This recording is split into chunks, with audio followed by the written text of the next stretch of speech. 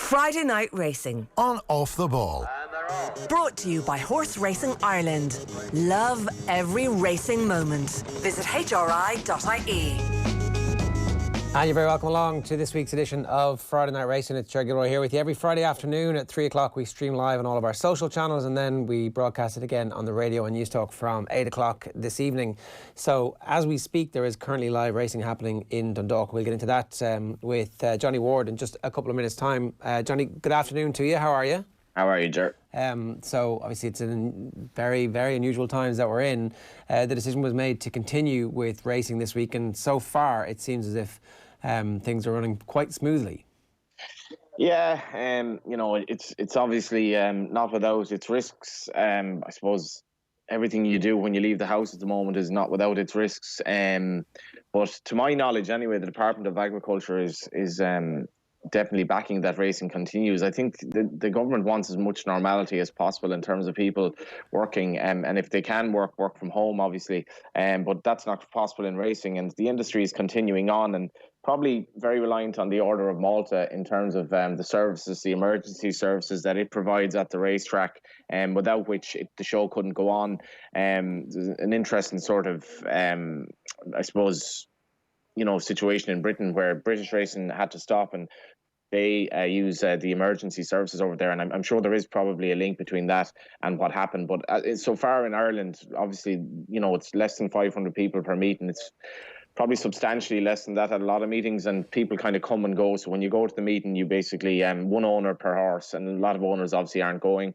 I think the band owners actually in the last 24 hours have said no owners now. So. Okay. Yeah, sorry. That was actually missed. I missed that.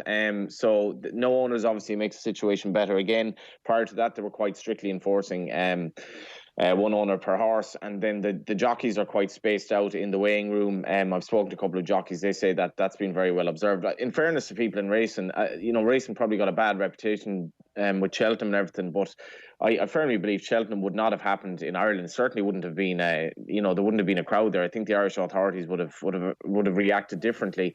And in fairness to Irish racing, it's been very well observed behind closed doors, and the jockeys and trainers know this is a crisis. You were in Downpatrick, I think, for the first day of racing behind closed doors, were you? I was in Downroyal. It wasn't actually the first day, so it would have been the third or fourth day at that stage. And I just wanted to see how it worked, and obviously report back from there. And maybe I went with the preconceived notion of trying to give racing a bit of a backing, because I think it has been kind of probably has gotten a bit of bad PR over Cheltenham and all that. And you certainly get the feeling from social media that people who went to Cheltenham, it didn't go down all that well maybe at home. So to go to Downroyal and see how it worked with a couple of hundred people there was a totally different ball game, and I felt it worked well. Now obviously I'm not a medical expert, but I definitely could attest to the fact that people are consistent with social distancing, and they're very conscious of it. Yeah. All right, our guest this week is Barry Geraghty, who had a sensational week last week at Cheltenham. Barry, good afternoon to you. How you doing? Very good, Dar. How are you? Yeah, good. Listen, we should talk about the main story that everybody's actually talking about at the moment. What was it like being in the bubble at Cheltenham last week? Were you aware of the outcry that was happening back home in Ireland, or what was going on? What kind of information were you getting at that stage? Well, it was all happening, and it all happened during Cheltenham. Really, there was no call for Irish people not to travel before Cheltenham, and we all were aware that the coronavirus was making its way across Europe, if you like. But there was no one was being advised against travel to England, especially. So we all travelled as normal, hunters included, jockeys, trainers, everyone. But it unfolded as we were there, and I was there at 11 o'clock one of the mornings before racing, when Leo Varadkar was, going through the procedure, if you like, of where he saw everything going, more or less shutting down, like closing down schools, all those things. So they were happening while we were away. And then we had to return, obviously. So whether it would have happened behind closed doors in Ireland or not, I can't say. But since Cheltenham, we all come home, it's very much been locked down. Yeah, it's such a weird situation as well, where the English government clearly had a very different approach to what they were doing. They've changed tack in the middle of this as well, for loads of different reasons, and we don't really need to get into too much to that. But while that's happening, the racing is continuing. Are you Are you able to separate these two things, a global pandemic on one hand and the fact that this is your job, that you've waited all year to get some of these horses to the start line in form, and now all you can think about is going about your gig? Like, how do you separate those two things? Well, I suppose the Wareham is a bubble itself, so you're very much excluded from the outside world in there, with the exception of the TV being on before racing. But when racing starts, the TV is on racing only. But when the flag drops in a race, it's like a football or in a match. You know, your mind is completely focused on what you're doing. You can't afford to be thinking of anything other than what you're doing, because the risk is there. You need to concentrate on everything. So it takes your mind. And I suppose we were a bit cocooned from everything that was happening at home. You're only getting snippets. So you're hearing back, reports and what's happening and what's been suggested and what was being done. So yeah, I suppose it was two different worlds, really. Yeah, and I think that's maybe one of the things that separates top-class sports people from the rest of us as well, is that they are able to concentrate specifically on the task at hand when so much is on the line. And we'll talk about the racing in the actual races themselves in a minute, because it was an incredible week of top-quality racing. Have you been to any of the behind-closed-doors meetings back in Ireland over the last week or so? No, I haven't. I haven't ridden since I returned. So I've kept myself in lockdown as part of, just to be sure, having returned from Cheltenham, but haven't shown no signs or of anything. So it's precautionary, if you like. But we're all trying to do what's best for the country and for everyone with what we're being faced. Yeah, well, look, that's completely the responsible thing to do. Is it your plan to get back in if racing continues, that whenever the 14 days after Cheltenham or whatever the period you're in self-lockdown for? Yeah, more or less, yeah. Just wait and see, and hopefully all being well. Hopefully everything continues to be well. But yeah, that would be the plan, and hopefully there is racing. But that's been monitored on a daily basis. So, it's an industry, unlike any other industry, that has to keep going if possible. Once there is no greater risk to anyone's health than there is any other way of life that is proceeding. So it's a day by day, though. If things become more serious, maybe there'll be a different situation. Yeah, and I think that's the other aspect of this as well, is that the government are obviously under pressure to close a lot of stuff down, but they're equally under pressure to try and finance small businesses and as much industry as they possibly can keep going, because as every job falls, it costs the state, and as that multiplies, there's hundreds of thousands of people now have already become unemployed as a result of this crisis. If another industry goes, then suddenly everybody in that industry needs to be looked after too. So there's like a balancing act here between just trying to keep as much normal life going as possible, where it's possible to do so safely. Exactly. I think the figure is 29,000 people employed indirectly or directly through racing. So that's 29,000 people who won't be on the live register as long as racing continues. You can see why, if you're the government, there's a decision to be made, and if they're able to keep this going safely. Can I ask you the most important question of all? What are you doing about the boredom if you're self-isolating for the last couple of days? How are you getting through the days? No, I'm busy. We've 3 kids here, so we're busy with them, but I've some young horses as well. So, no, I've plenty to do, plenty to occupy me, but it's been a busy year as well, so you're happy to take time out too, but you'd rather have it in different circumstances. Yeah, no, totally. And sorry, we do a dadcast. We've just done our first one. What are you doing with the kids to keep them occupied? Is there a teacher in the house who's going through the schoolwork with them? Yeah, they're good. They're doing it themselves. So probably just as well, because I'd be limited what I can do for them. But, no, they're in fairness, they're doing their share, so they're keeping up to date. But a lot of stuff is online for them. Teachers are emailing. There's results coming back, everything. So it is, for the kids, it's going reasonably well. And it's just good to get them out of the house, get them out playing, messing about, keep them active. No, 100%.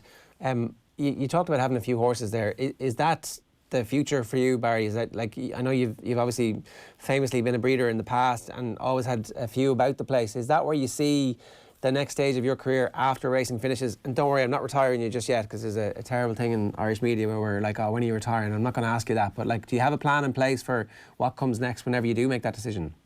No, I don't have a plan as such, but I've always enjoyed. I wouldn't breed as such. I'm more buying young stock and producing them both on my own and in partnership with different friends. So I've been doing that for a long time and have had good success with it. So it's something that's always taken over. So it's taken over as it is. You're not going to be trainer though. Is that definitely not part, or is that something you kind of getting sucked into? Yeah, no. I enjoy producing young horses, point to pointers. That would be as far as I would see a training career go. I don't see myself trying to take on Willie Mullins or Jessica Harrington or Nicky Henderson or anyone like that. Why is that? Because you obviously got a lot of experience. Yeah, I'm 23 years, 24 years doing what I'm doing. And you try to master this career. So if you've spent that long trying to master one, and then when that finishes, to turn around and try and master another, I think would be a big call. That's fair enough. Johnny, will you put some context on the kind of week that Barry had last week? It was 5 winners, another champion hurdle. It's a sensational Cheltenham career that he's put together, but what specifically last week impressed you the most? Yeah, not bad for a lad that was supposedly coming to the end of his tether.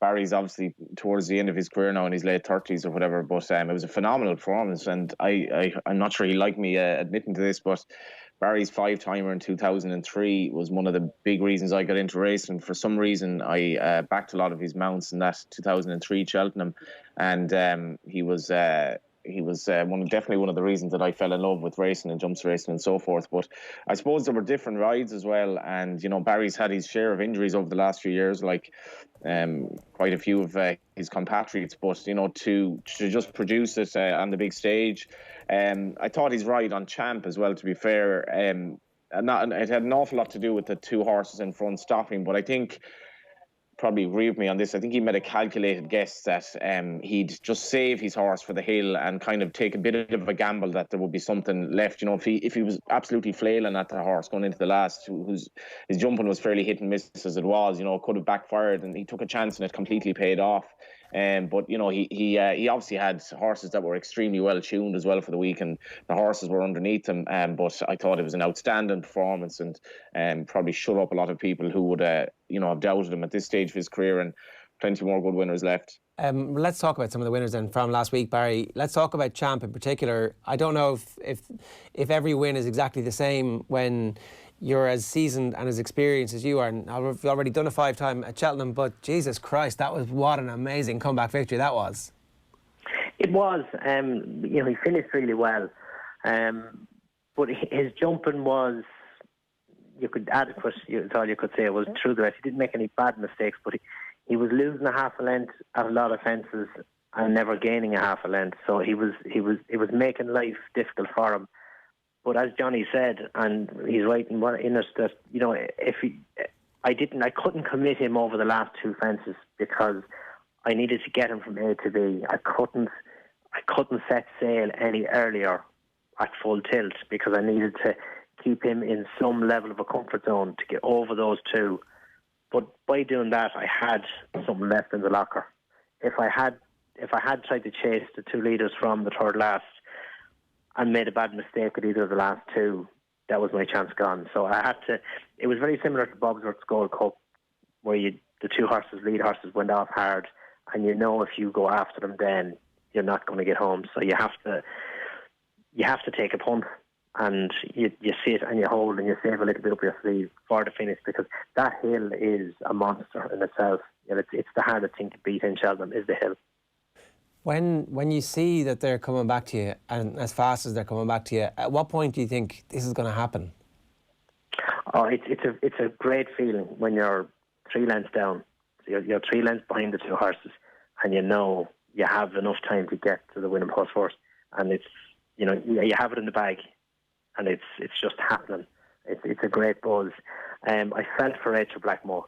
I really did. She was the first person to congratulate me. I know she was gutted because it was robbed from her, and through no fault of her own. But it happened to me. The exact same thing happened to me in 2000. Paul Flynn, who trains in Ballymahan in County Roscommon, Paul came from the next parish to beat me on Native Dara. He was 13 turning in, and he caught me in the last 2 strides. So I knew that feeling Rachel had, so that's all I could say to her. But that was a tough one, but you know, there's always winners, there's always losers. It's true. And look, I mean, you know, it's which is your favourite one, which is your favourite child, but like, is of the week, because of the way the victory happens, is that your favourite victory of the week? It was a great one. I've been honest, the champion hurdle. I had my reservations. I doubted that she was going to cope with the ground. The big thing in the weeks running up was I was praying for Cheltenham to drive for her. And I had a run round before racing, and I was thinking, she's going to struggle. The first horse I rode in the day, Chantry House, he seemed to struggle on the ground, and I thought if he struggled, she's definitely going to struggle. But wherever Nicky Henderson found the improvement in her, she seemed to cope with it, where she for a few strides in Kempton at Christmas, she struggled on really soft ground. So she was one that I didn't expect. It's the feature race of the day, plus it's the score on the board, which just means it's a successful race. That's what you want when you go there more than anything. Just get one, so at least you're going home with something. You're not drawing a blank. So to get one on the board, it to be the feature on the first day, and then you can enjoy it a little bit more. You're not just. It takes a little bit of the tension out of it. Right, that's interesting, because even at this stage of your career, you know, you've seen it all, you've done it all, especially at Cheltenham as well. There is still that nervous energy before a race as big as the Champion Hurdle, before the festival, until you do get on the board. But you go into that meeting every year. You go to Cheltenham, no matter how many winners you've ridden before, you're on zero, and you want to get one. And it's you know, you talk about, you know, sport being like a drug to people. It's the exact same thing. You crave and you long to get one on the board, because your season is judged by Cheltenham in a lot of ways, and you need to get one. And just to get one, I've been lucky to have ridden one each year since 2002, with the exception of the year I was injured. And you want to keep that up if possible. So I'm not a big man for stats, but it is nice to keep it up and not to draw a blank, not to go home empty-handed. So it meant a lot to get one, and then that just lets a little bit of gas out of the tank. Did this year mean a little bit more as well after it was a very serious injury where you had a leg break at Aintree last year, and you know, at this stage of your career, again, the guarantee that you're going to come back and be as good as you were, and that you're still going to be as committed to everything after an injury like that, there's no guarantees, I guess is what I'm trying to say, when it comes to this game, and particularly because that injury seemed so vicious at the time. Did this year mean a little bit more to you? I wouldn't have thought that going into it, but I can't. There was no hiding the joy after winning the Champion Hurdle, especially.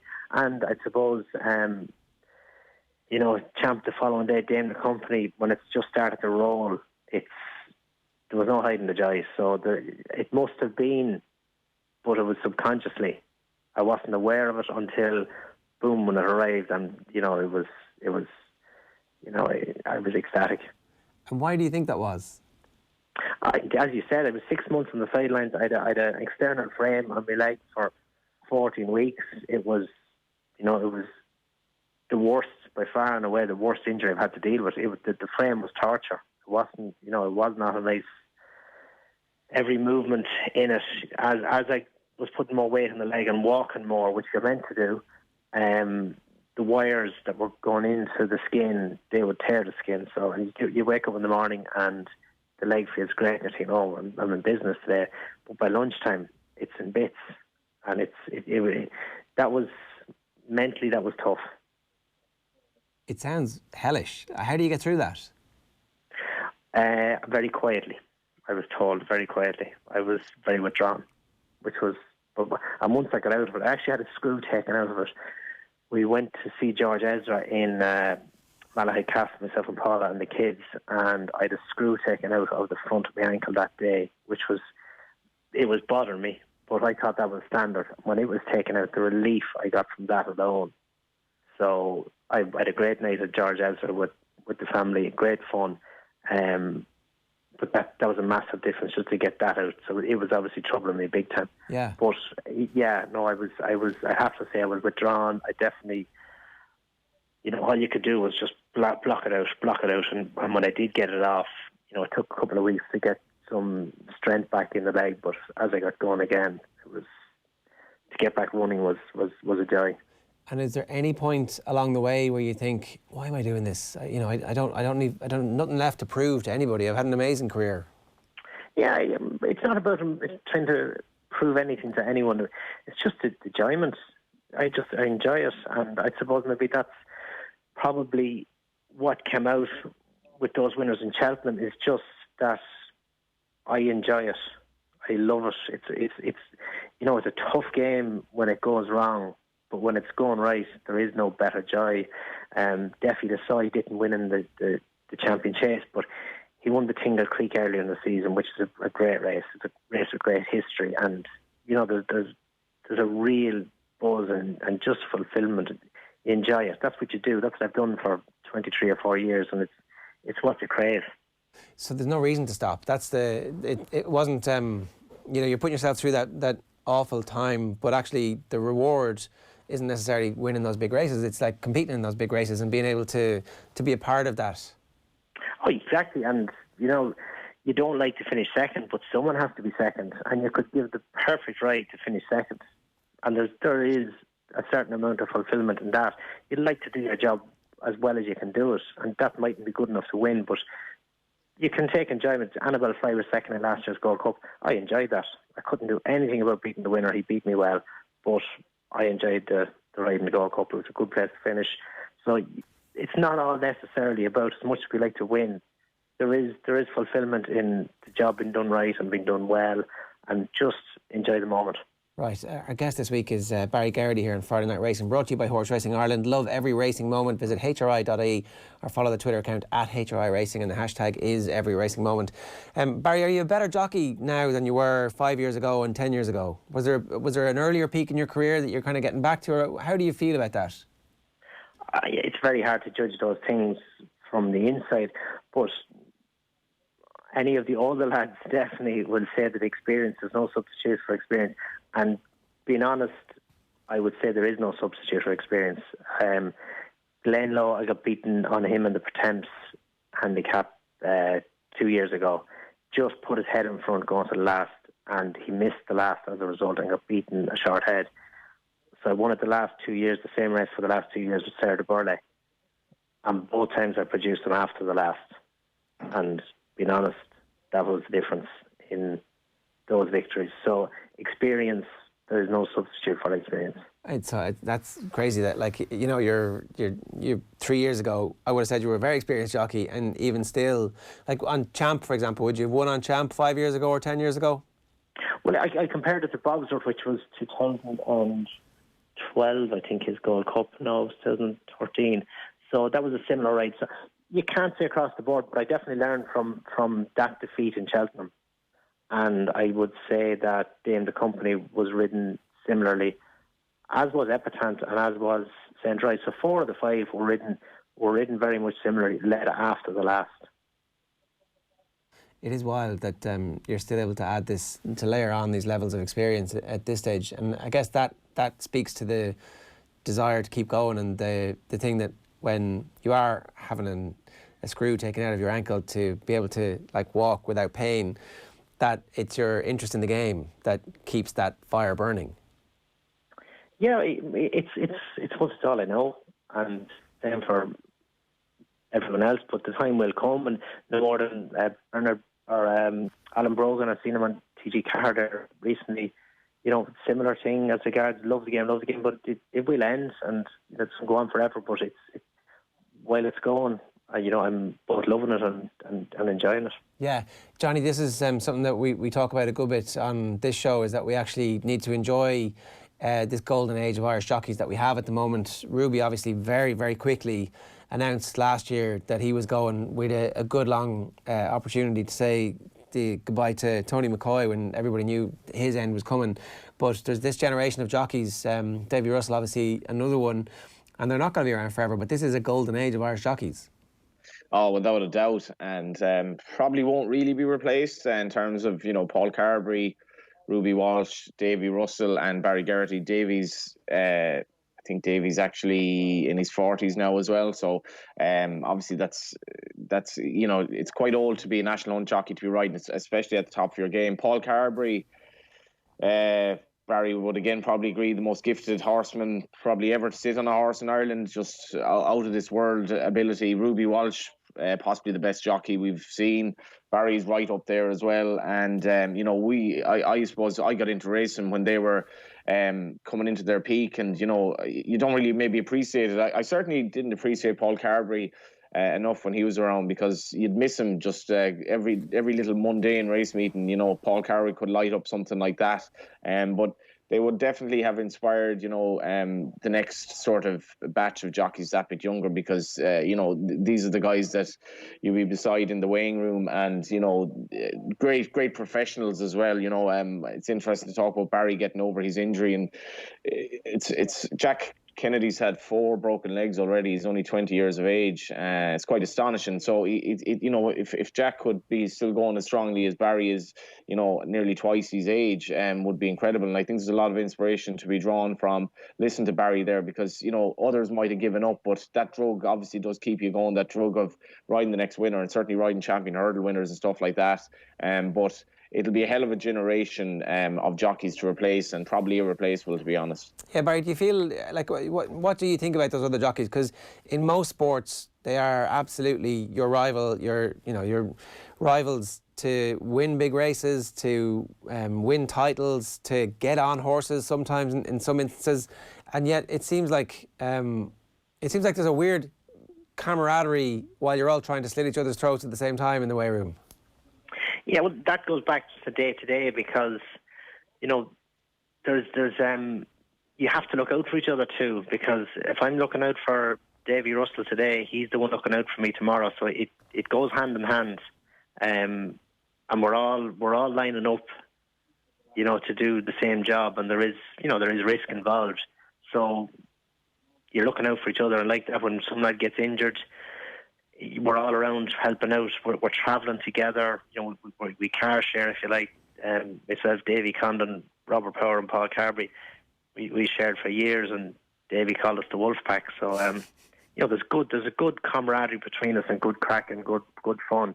But that's where it comes from. But there is, there's no quarter given when you turn into the straight with a race to be won. You will look after each other out the country, but as soon as the business end comes, it's win. We were chatting to Tom Malone in the office a little bit earlier on, and he said that your mum and dad have a riding school. Was that always? Did they always have a riding school? Is that how they got into horses? Is that your route into it when you were a kid? Well, my family would have. My grandfather bred horses. He actually bred Golden Miller, who won the Grand National and 5 Gold Cups. So that would be our early connection, if you like, to racing. But my parents opened riding school when I was about 11 or so, and it grew from there. And I suppose it gave me access to more horses, which that life then revolved around horses from the age of 12 or 13, and it went from there. And how did you actually then become, who was your apprenticeship served with? What was the first yard you were attached to or working out of? I started with Noel Mead when I was 16, turned 17, having ridden pony racing for a couple of years, and pony club, and worked at home. And so I started with Noel when I was just turning 17. And how soon after that do you have your first winner? What's that sequence like?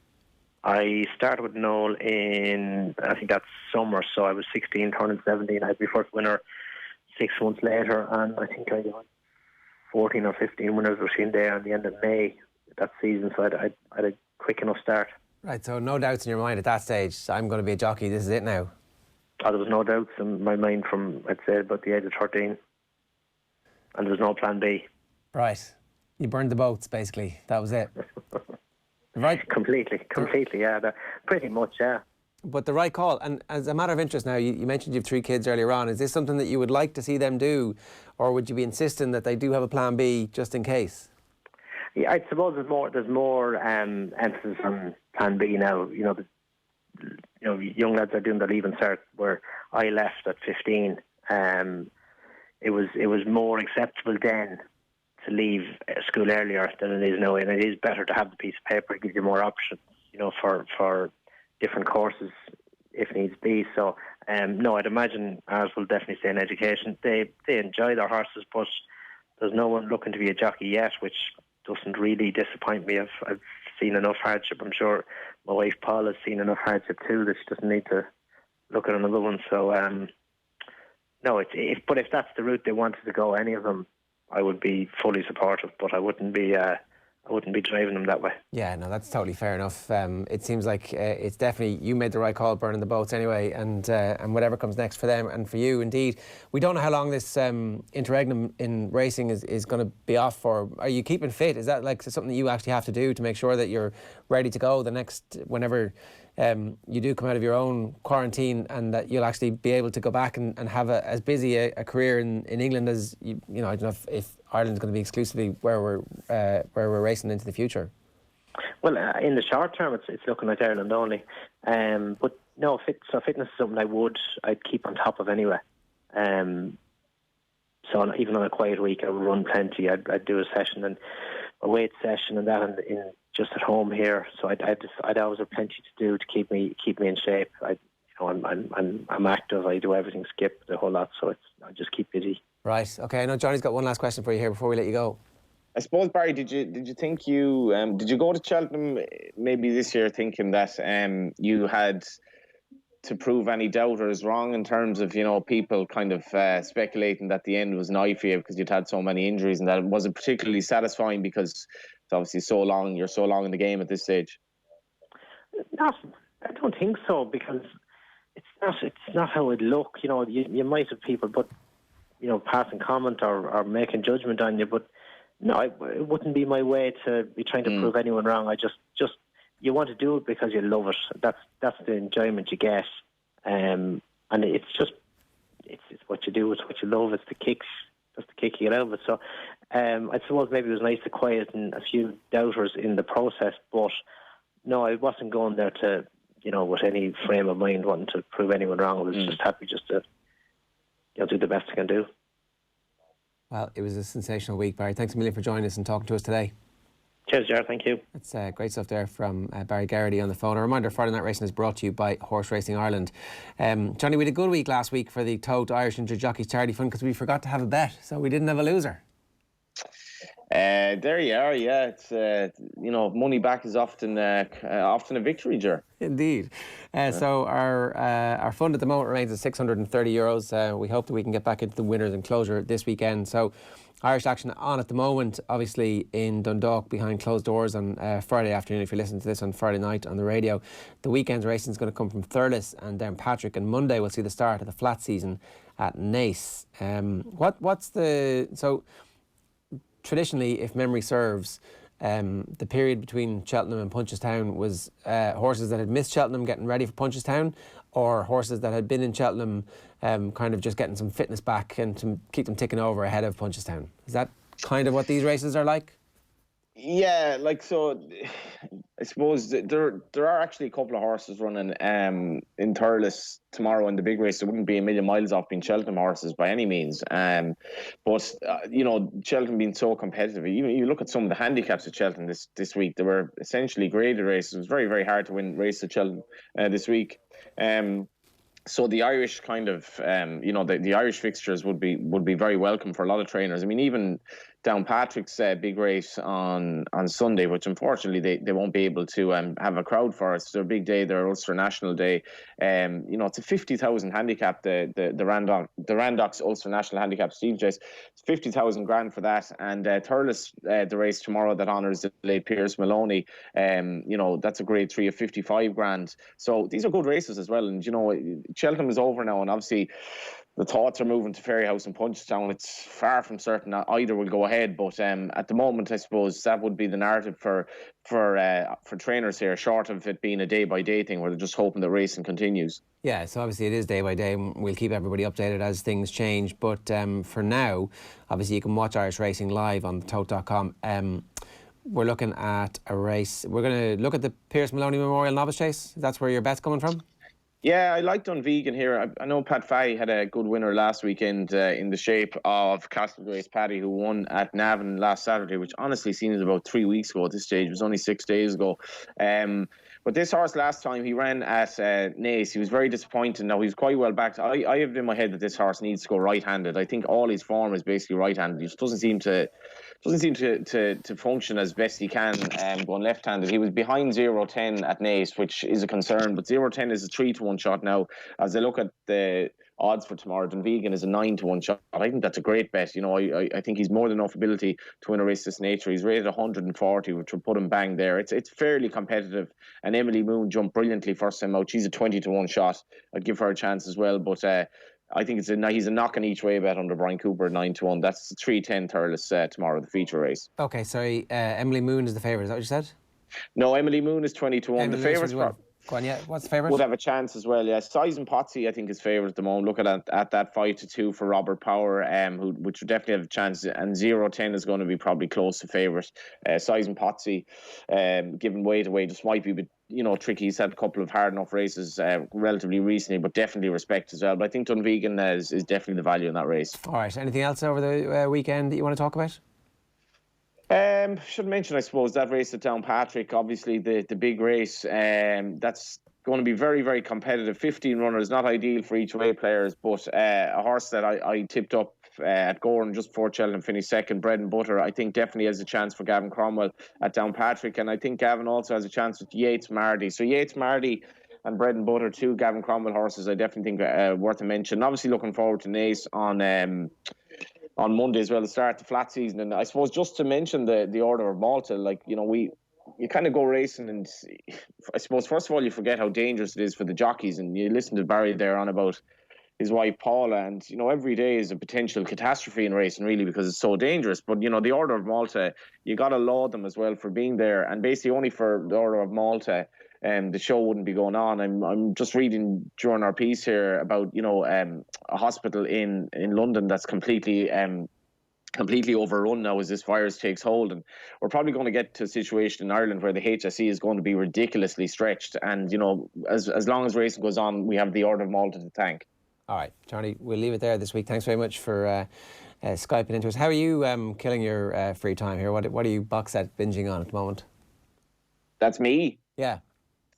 To be honest, because I work from home much of the time, it hasn't been all that much different. And as long as racing is continuing, I have some work and something to look forward to.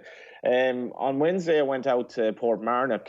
And yesterday I went to the 40 foot, and as much as you have to observe social distancing, I couldn't recommend it more to get into the water. It's just you just feel $1 million after it. And I honestly, it's not the worst idea in the world at this stage. If you can get to Portmarnock, was virtually deserted on Wednesday evening, despite it being a beautiful day. So if you can get to the outdoors, obviously isolate, but get to the outdoors if you can. We're not on complete lockdown yet, and observe your social distances, but get out of the house if you can at all, because it's going to be a long prison sentence. Did you swim in Portmarnock? I got into the water in Portmarnock. It was honestly the coldest water I think I've ever experienced. And funny enough, the 40 foot yesterday just felt an awful lot better. Now, I'd walked in Portmarnock, and I kind of walked in my bare feet in advance of getting in the water. And it was myself and my friend, we were the only two in the water, which is no surprise. But boy, was it cold. But the 40 foot was actually relatively pleasant yesterday, and there were a few people getting in afterwards as well. And just for that reason, you just feel better after it. But it is quite cold, has to be said. All right, Johnny, good stuff. We'll talk to you next week. Thanks, guys. Thanks a million. Friday Night Racing and Off the Ball brought to you by Horse Racing Ireland. Love every racing moment. Visit hri.ie. Friday Night Racing on Off the Ball. Brought to you by Horse Racing Ireland. Love every racing moment. Visit hri.ie.